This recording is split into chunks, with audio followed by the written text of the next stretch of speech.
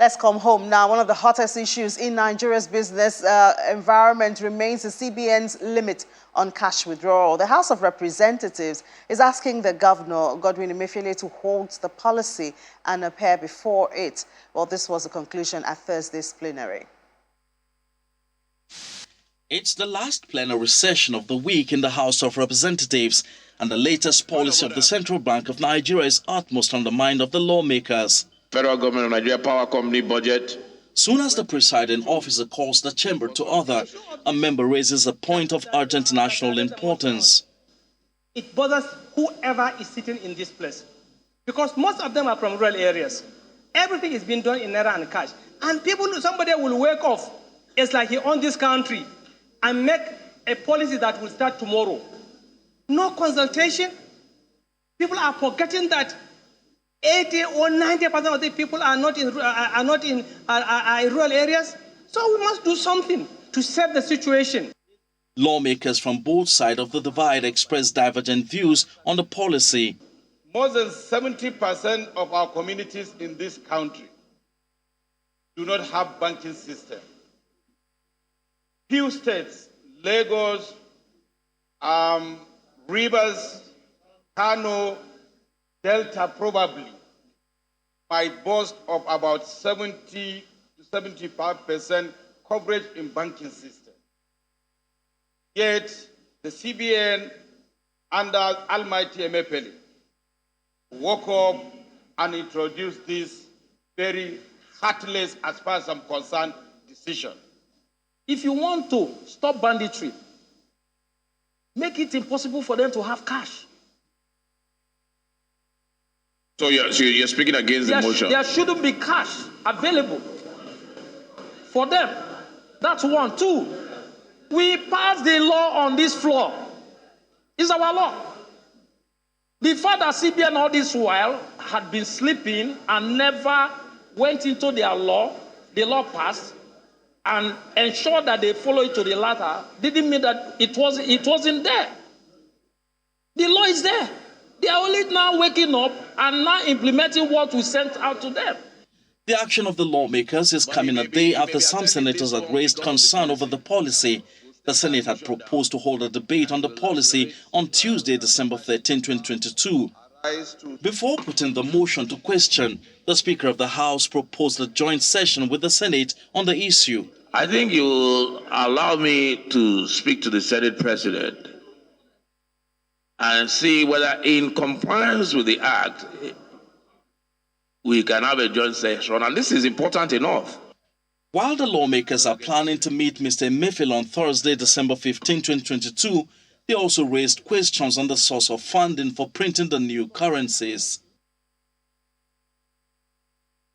Well, Mr. Emefiele has replied, says he has the approval of the president to go ahead with the cash limit policy, and that there's no going back, according to him, that they may not be so strict, but there will be no going back on that policy. But we'll wait and see the meeting between the House of Reps and the Senate possibly, and then see if and when the CBN governor honors that invitation from the lawmakers, and then we'll take it up from there. But of course, we'll stay on this issue on our conversations here in Business Morning and Channels Television generally, so you can be sure that we'll give you all sides of that story and how it may affect you. And not going far away from that, about 3 weeks ago, the President, Muhammadu Buhari, unveiled the National Institute of Credit Administration with a major focus on transitioning the Nigerian economy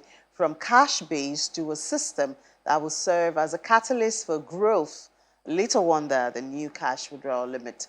Well, the Chief Executive Officer of the National Institute of Credit Administration, Professor Chris Onalu, expatiates on this, especially in the face of the cash limit policy. He joins us virtually from Victoria Island in Lagos. Professor Onalu, good morning. Thank you so much for your time this morning. Thank you so much, and good morning. Yeah, so we heard Honorable Ndudi Elumelu there supporting this cash limit policy by the CBN, which is rare from conversations we have been having. And your institute is supposed to push for the e-economy. What's your stance? Are you in support of this limit from the CBN, or are you on the other side? Well, thank you so much. I think that in a developing economy, in a country where we are trying to catch up with best practices, in a country where we are trying to sit comfortably in the community of nations, where we can be attracted by other interests coming from across the world. I think we need to come up from time to time policies that can keep us at par with the developed world. Nigeria is a big country. Nigeria is highly populated with brilliant, intelligent people, exercising influence around international activities, business, investment, education, and what have you. It is imperative that such policies, as we talk about cashless policy coming from the central bank, particularly the one in focus, right? It should be seen as one of those instruments we need to be able to move forward as we should.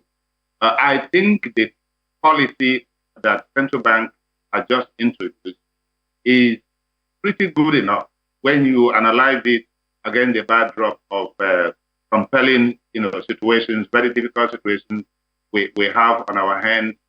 We cannot but expect, more of stringent regulations that will help to tackle the problems we have on hand. The motive is not exactly to reduce the circulation of cash, the system, to disappear quantum of cash we have in the system, but also as a very strong weapon to deal with some intractable program that has been, difficult, that has been threatening the national unity and cohesion. I think the policy is rather coming too late. We ought to have this about 2, 3, 4, 5 years back to be able to, perhaps would have been able to deal with some of the intractable problems that we have. All of us were aware that, terrorism has been a major constraint, kidnapping has been a major constraint, banditry has been a major constraint, even political vote buying has been a major constraint. And we need to really look at our peculiarity and deal with this, problem. The emergence of cash in our system has been a threat to national unity over the years.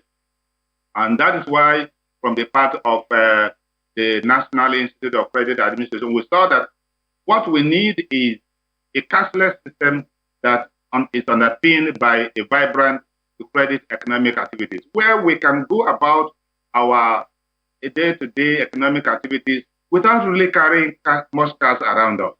This has created a red flag for all of us. And I think the policy rolled out recently by central bank cannot but be described as absolutely appropriate, regardless of certain problems, it will come up with. Policies are designed to correct certain ills.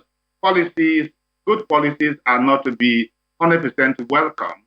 But when you look at governance, we have entrusted ourselves into the hands of people that lead us. And there are much more things they know that we do not know. And the task of keeping the country together is a number one priority. And to me, I believe very strongly that the use of money to get to where we want to get to by certain people has really undermined our sovereignty in recent times. All right, Prof. I believe what a lot of people are saying, I mean, we know the way the world is going is the e-world, cashless. But what a lot of people are saying is, why just drop it? I mean, I think from the House of Representatives, for instance, the time frame of implementation is a challenge. That's on the one hand. On the other hand, the option is that a lot of individuals in the rural area who are unbanked would now be kind of restricted, or they could be in a tight corner, because even for us who are in the urban areas, when you do some transactions, you understand sometimes you are stuck. Do we have the infrastructure to carry the demand of e-transactions that this will bring? That's what people are saying. People are not saying the policy isn't good. They're saying, are we ready for it? Shouldn't we get the infrastructure ready first and get the people enlightened and educated first before we now drop the policy? Well, two things I'll remark here. First of all, we know that we are in a very tough time right now, both in transition from the present administration to the incoming administration. And then we are still trying to manage the insecurity situation in the country, which is seriously undermine our future. And then the second point is, yes, I've remarked earlier that perhaps this policy ought to have come a little much quicker than it is coming right now. And then you are addressing the question of preparedness of the infrastructure. Can we carry it down to where we want it to be? Yes, my reaction is we need to have a very peaceful transition. We really need to see through practice of democracy.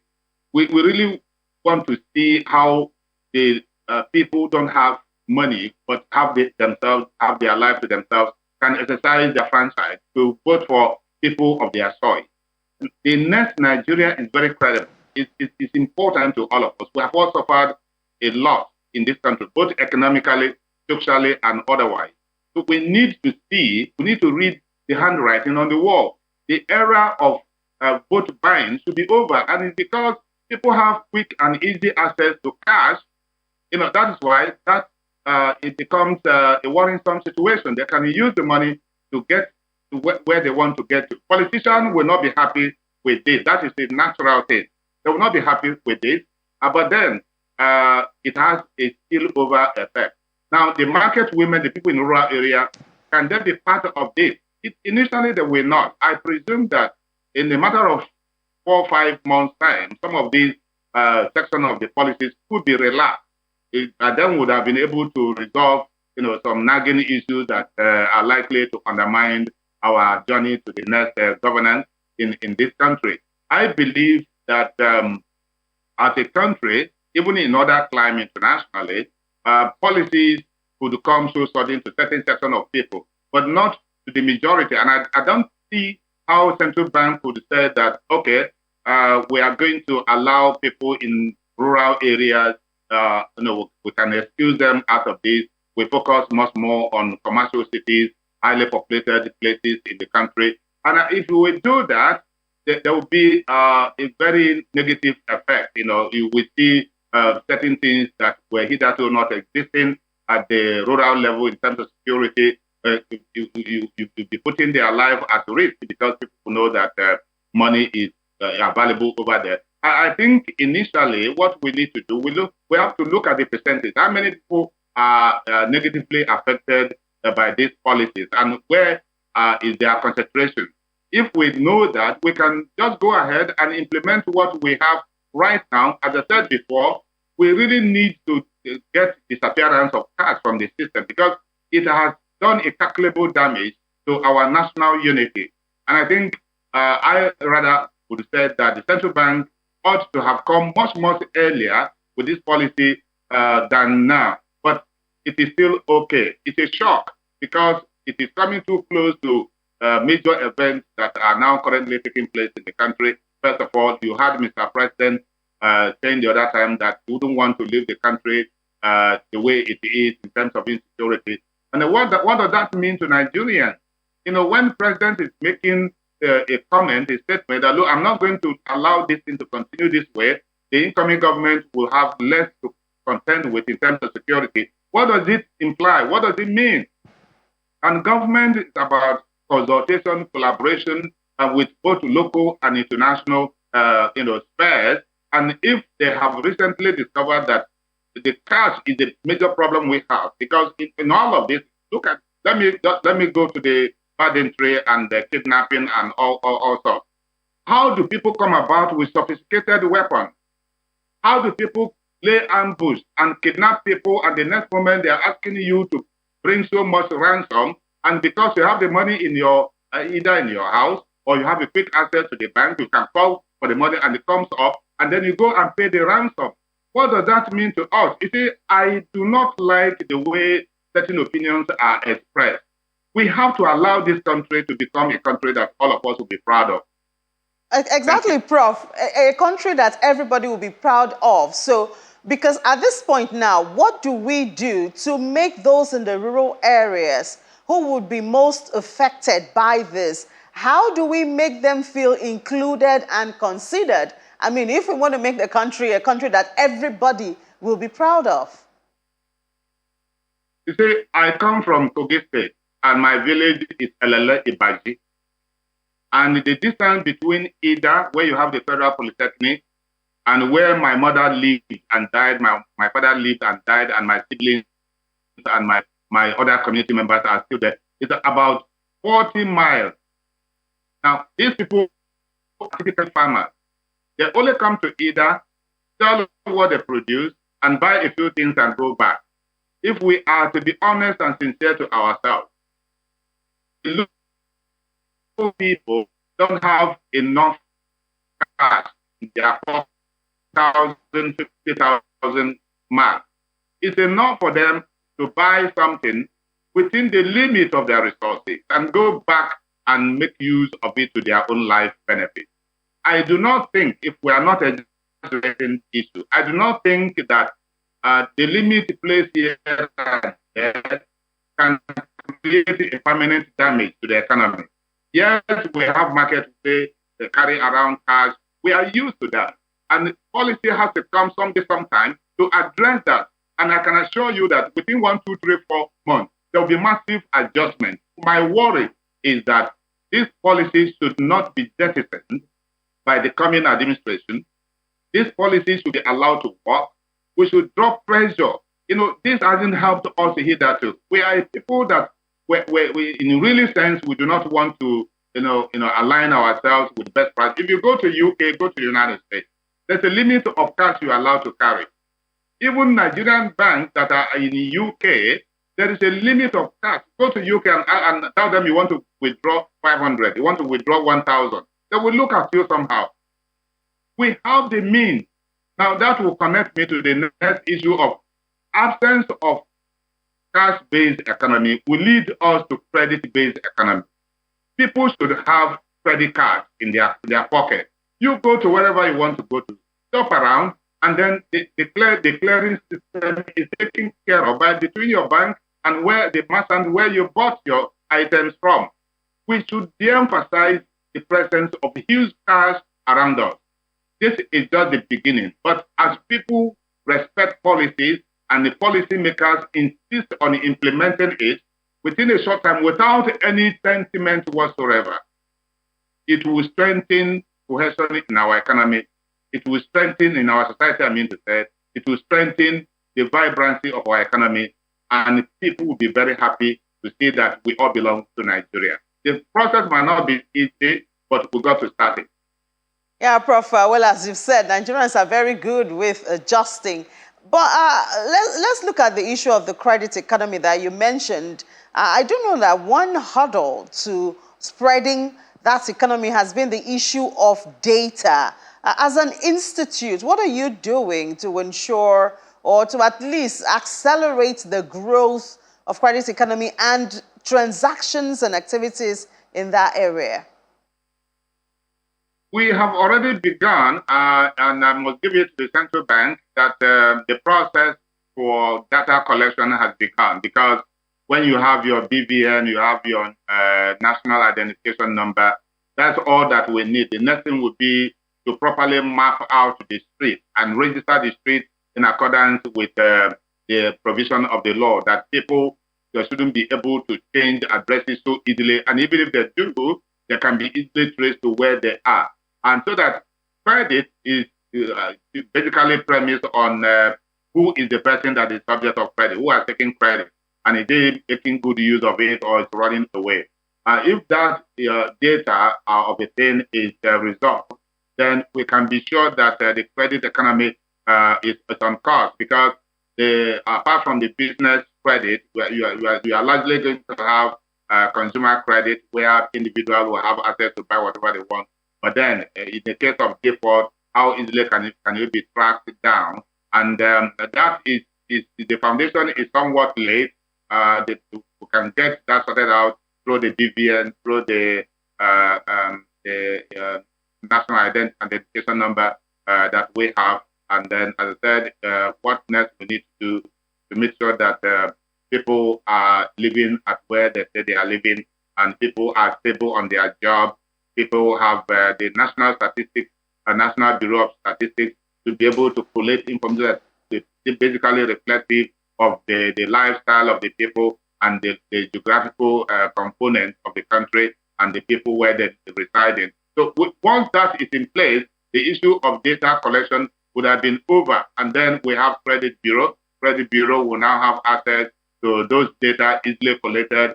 And so that if you as an individual or business organization, you take credit from one side and you put and you leave that in default position and move on to the next one, and then you can be easily traced.